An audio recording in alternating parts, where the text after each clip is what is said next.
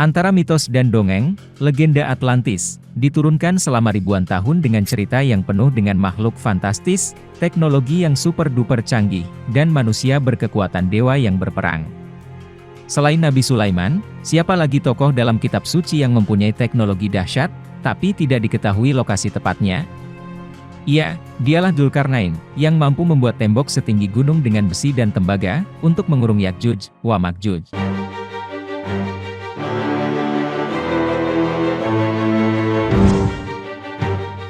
Berdasarkan surat Al-Kahf ayat 83, dapat diketahui kalau Dzulkarnain adalah manusia yang hidup sebelum Nabi Muhammad.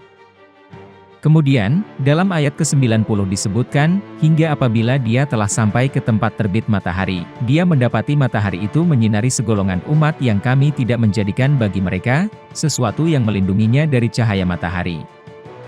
Di sini disebutkan, bahwa di lokasi itu, tidak ada pelindung dari terpaan sinar matahari. Kita sekarang mengenal lapisan ozon di atmosfer. Fungsi lapisan ozon di atmosfer ini adalah untuk melindungi bumi dari radiasi ultraviolet yang berasal dari matahari. Nah, menurut teman saya, yang tidak ada lapisan ozon itu di planet Mars. Tapi masa iya Dzulkarnain sampai ke sana? Sudahlah, kita cari dulu yang di bumi. Ternyata, di Kutub Utara, lapisan ozon terus menipis, bahkan nyaris berlubang. Sementara di Kutub Selatan, lubang ozon pada 2021 telah berukuran lebih besar dari Antartika. Lubang ini telah diketahui beberapa dekade lalu oleh para peneliti. Dan semenjak tahun 2020, lubang ini adalah yang paling besar. Kita mundur dulu ke masa lalu.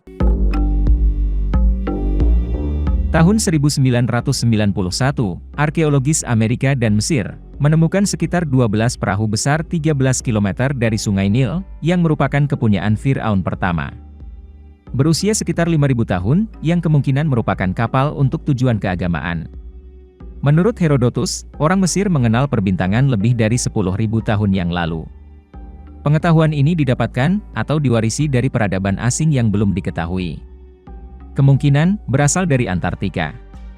Antartika dipercaya dulunya tidak tertutup es 100%. Dan gletserlah yang menghancurkan peradaban Antartika mulai sejak 10.000 sebelum Masehi. Bisa disimpulkan bahwa Dzulkarnain merupakan penjelajah pada masa lalu yang kemungkinan berada di era peradaban yang sudah maju. Mereka lebih hebat kekuatannya daripada umat yang belakangan ini. Mereka juga pernah menjelajah di beberapa negeri. Selain daerah kutub, penjelajahan Dzulkarnain juga pernah sampai di sekitar Laut Hitam. Di mana daerah ini, sekitar Georgia merupakan tempat Ya'juj Ma'juj berasal. Tempat di mana Yahudi Askenazi, yaitu Yahudi Eropa atau bangsa Khazar berasal. Yahudi Askenazi tidak ada talian darah dengan Nabi Ibrahim.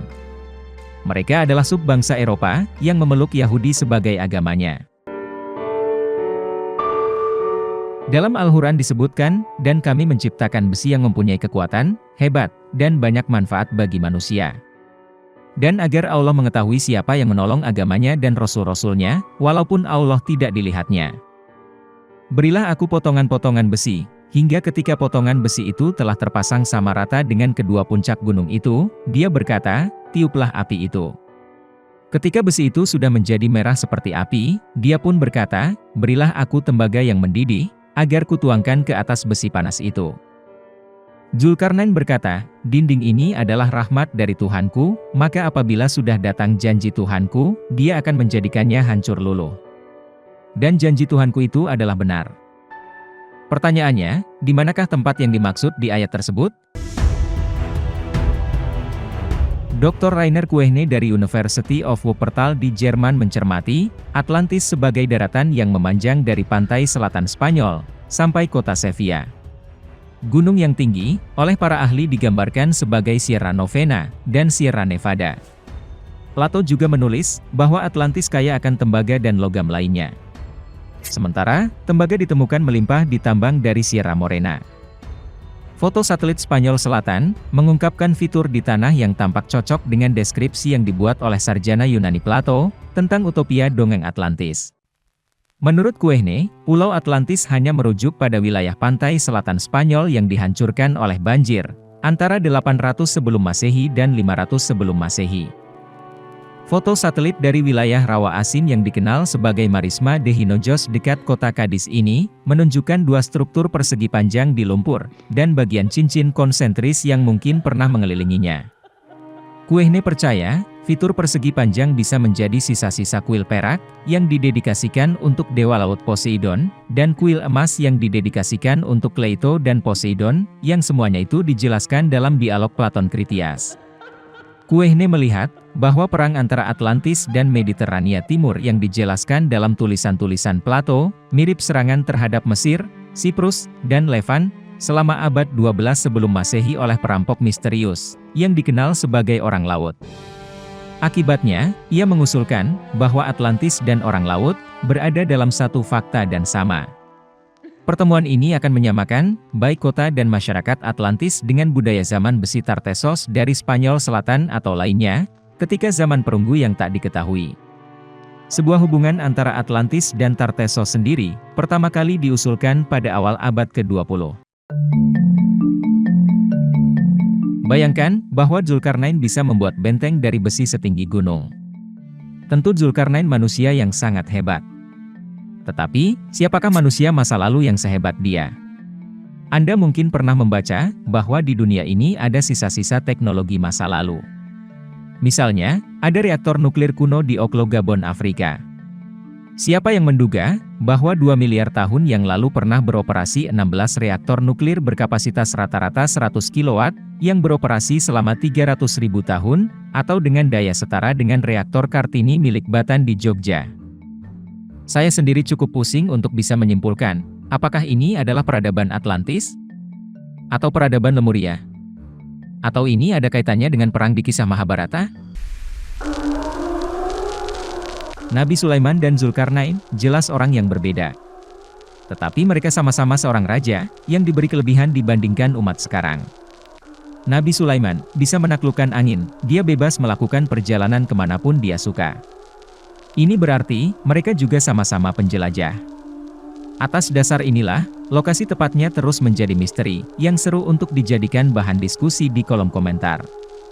Untungnya, Al-Quran sendiri sudah menjelaskan, kalau mereka meninggalkan banyak peninggalan-peninggalan peradaban, yang bisa kita pelajari. Pembahasan ini akan kita lanjut di video berikutnya, tapi sebelumnya, saya akan paparkan beberapa ayat yang bisa jadi bahan pemikiran bersama. Berapa banyaknya umat-umat yang telah kami binasakan sebelum mereka?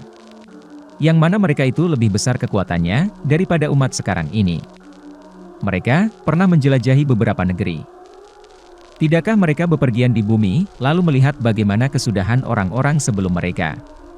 Padahal, orang-orang itu lebih besar kekuatannya dari mereka.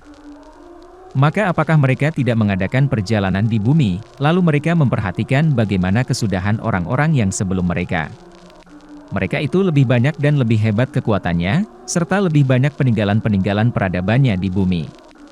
Maka apa yang mereka usahakan itu, tidak dapat menolong mereka. Kami menceritakan kepadamu kisah yang paling baik, dengan mewahyukan Al-Quran ini kepadamu.